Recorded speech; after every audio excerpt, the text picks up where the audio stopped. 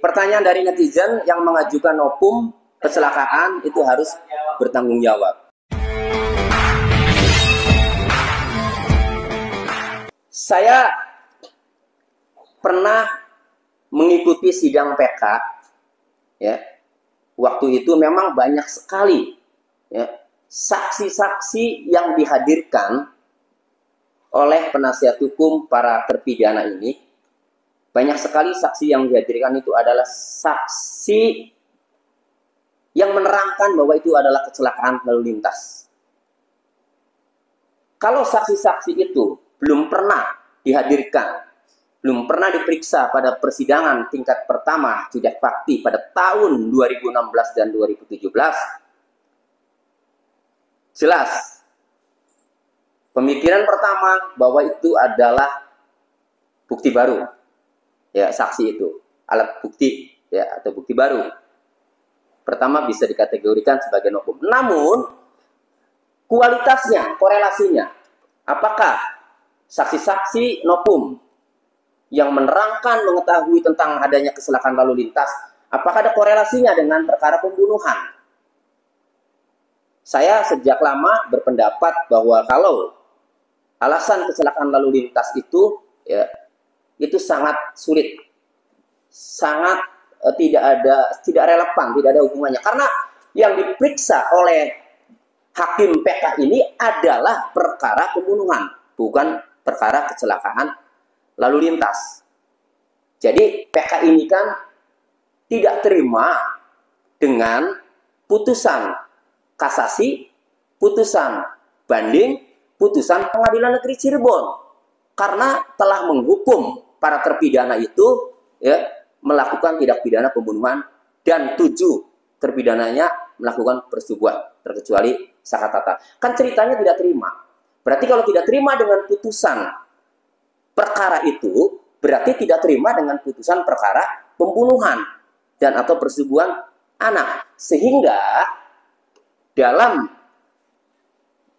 pembelaannya di tahapan PK ini, ya, saya berpendapat cukup ajukan bukti atau novum, alat bukti atau novum, ya, yang menerangkan bahwa para terpidana ini tidak terlibat, tidak berada di TKP, ya, tidak melakukan tindak pidana sebagaimana didakwakan.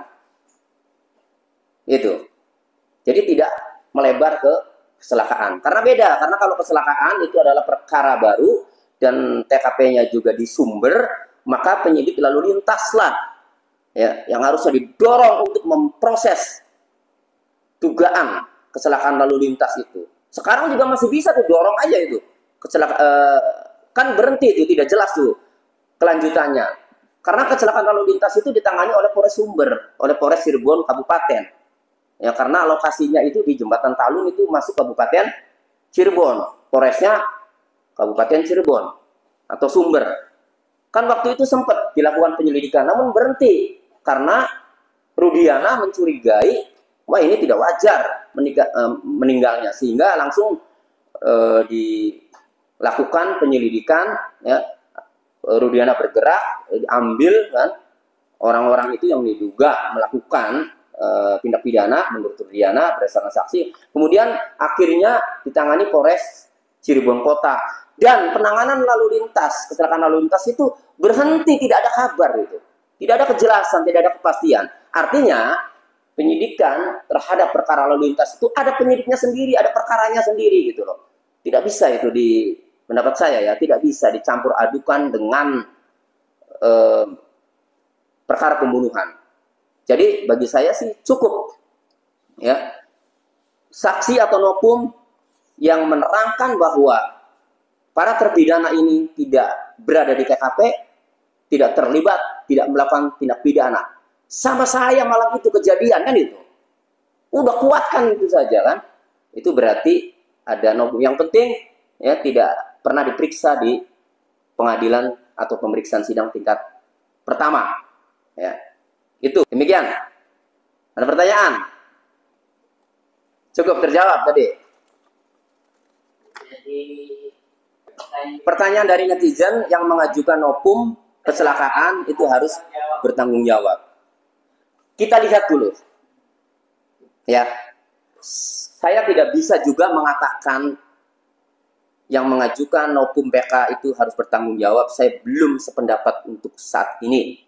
Kita lihat dulu, ya, putusan pengadilan, putusan PK itu nanti ya ditolaknya Novum yang diajukan oleh pemohon PK itu, ya, dianggap atau dijadikan atau tidak dijadikan sebagai bukti baru, ya, tidak dianggap sebagai bukti baru, kan gitu. Alasan PK itu kan menolak, alasan Mahkamah Agung menolak PK itu diantaranya adalah Novum yang diajukan bukan bukti baru, kan itu. Apakah foto-foto dokumen kecelakaan lalu lintas atau bukan gitu loh, kebanyakan. Kesimpulannya intinya begini. Ya, intinya begini. Kesimpulannya dari alasan PK itu kecelakaan lalu lintas atau bukan.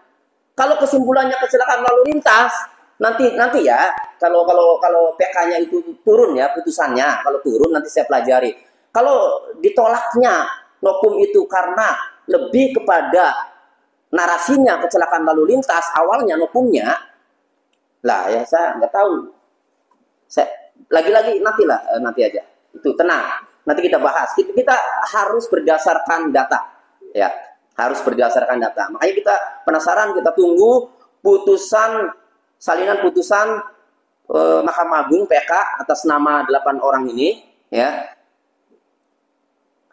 Pertimbangan hakim PK, ya, menganggap Novum yang dijadikan Novum, ya, dokumen-dokumen atau Novum yang diajukan itu bukan sebagai bukti baru, tidak dikategorikan sebagai bukti baru. Nah, itu Novum apa gitu kan?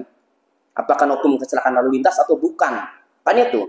Ya nanti jelas lah nanti. Ini kan analisa saya ini kan. Nah, saya kasih judul juga analisa Tony RM saya terhadap putusan PK kasus Wina. Ini analisa.